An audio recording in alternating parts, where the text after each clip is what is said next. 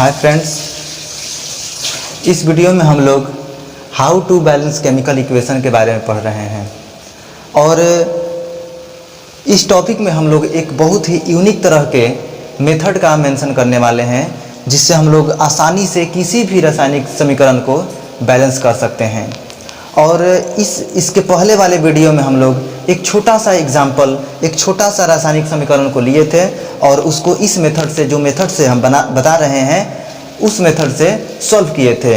तो ये किसी के मन में रहा है कि छोटा क्वेश्चन को तो सॉल्व कर ही सकते हैं, तो इसलिए हम इस वीडियो में एक सबसे बड़ा क्वेश्चन को लिए हैं और इस क्वेश्चन पर हम लोग वो मेथड का ट्राई करेंगे कि वो मेथड अप्लाई होता है कि नहीं, और होता है तो किस तरीके से आसानी से सॉल्व कर सकते हैं। तो चलिए, ये क्वेश्चन हमारा है।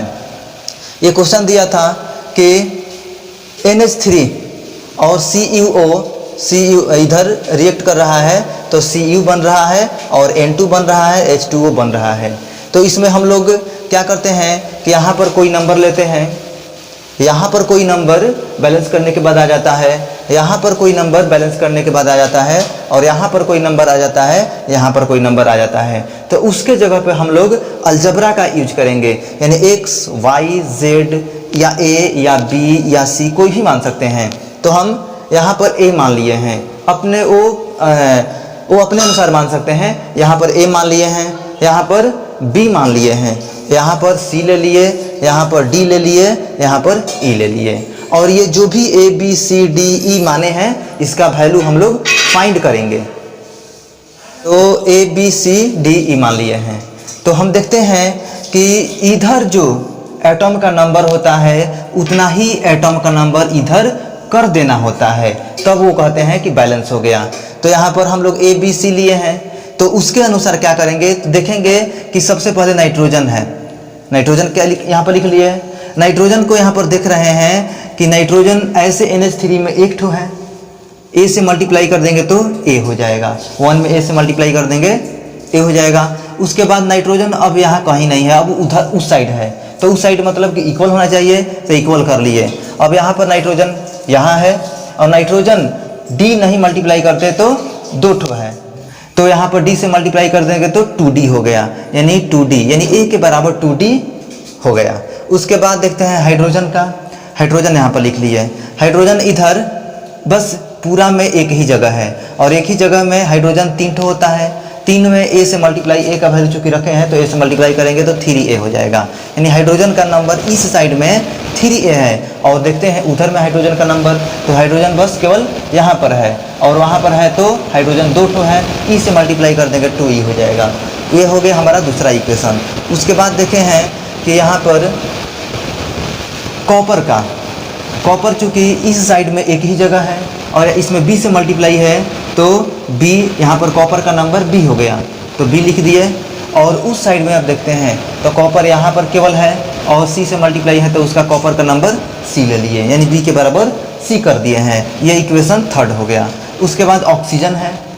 ऑक्सीजन है तो यहाँ पर इस साइड में ऑक्सीजन केवल यहाँ पर है और B से मल्टीप्लाई किया गया है, तो ऑक्सीजन का नंबर B हो गया। और उस साइड में देखते हैं ऑक्सीजन कितना है, तो ऑक्सीजन यहाँ पर केवल है और 1 ठो है, E से मल्टीप्लाई कर देंगे तो E हो गया। तो ये चूँकि देखने में बड़ा समीकरण दिख रहा है, लेकिन ये इजीली बनने वाला है, क्योंकि कॉम्प्लिकेटेड नहीं दिख रहा है। जितना हम लोग देखने में ये लग रहा है, जितना कॉम्प्लिकेटेड हम मान करके इस क्वेश्चन को लिखे थे, उस तरह का कॉम्प्लिकेटेड है नहीं।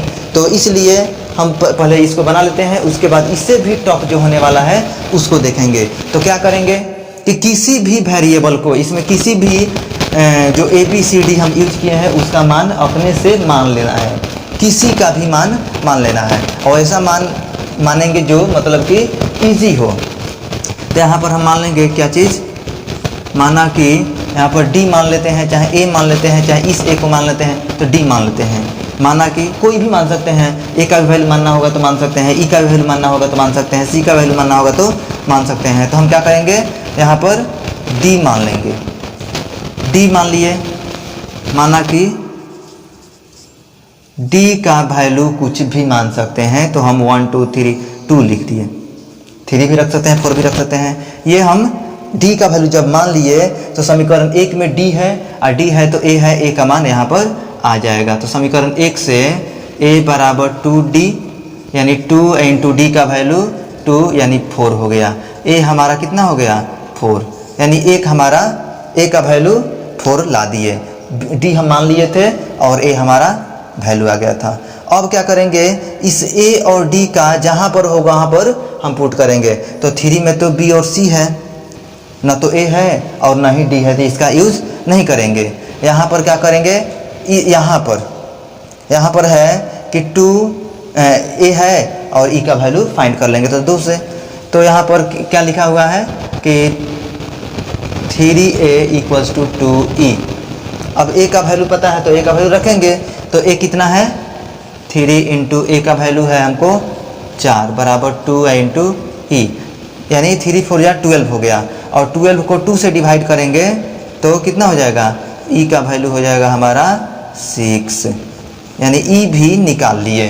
क्या क्या वैल्यू पता हो गया, डी माने थे, ए का वैल्यू फाइंड कर लिए, ई का वैल्यू फाइंड कर लिए। अभी क्या हमको फाइंड करना है, अभी हमको बी फाइंड करना है और अभी हमको सी फाइंड करना है।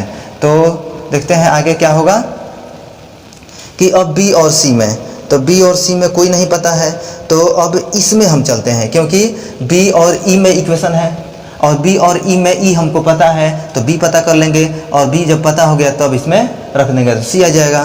तो समीकरण 4 से, ये समीकरण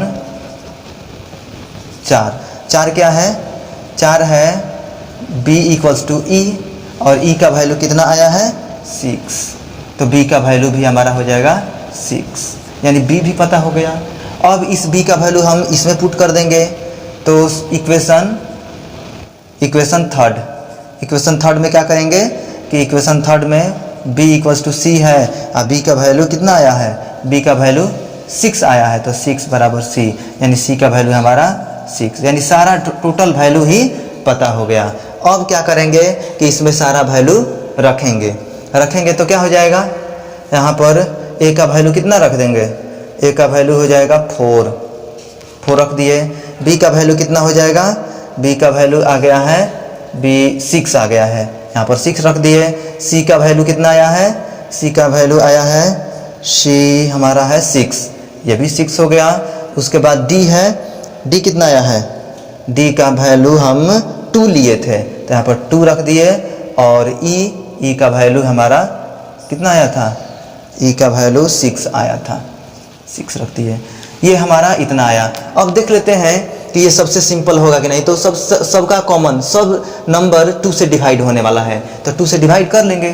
2 से डिवाइड इसको करेंगे 2 बार में, इसको करेंगे 3 बार में, इसको करेंगे 3 बार में, इसको करेंगे 1 बार में, इसको करेंगे 3 बार में। तो क्या हो जाएगा, यहाँ पर 2 होगा, यहाँ पर 3 होगा, यहाँ पर भी 3 होगा, यहाँ पर 1 हो जाएगा। तो 1 तो लिखा नहीं जाता है और यहाँ पर 3 हो जाएगा। तो क्या बन जाएगा, 2NH3 प्लस 3CuO प्लस नहीं एरो 3Cu प्लस यहाँ पर N2 प्लस 3H2O। तो ये हमारा समीकरण संतुलित हो गया। तो से कॉम्प्लिकेटेड क्वेश्चन हम अगले वीडियो में दिखा रहे हैं। ये तो चूंकि इजीली सॉल्व हो गया, ज़्यादा कॉम्प्लिकेटेड नहीं था, लेकिन ये क्वेश्चन देखने में कॉम्प्लिकेटेड था, तो इसलिए इस वीडियो में इतना ही, और आगे हम लोग अगले वीडियो में डील करेंगे। Thank you.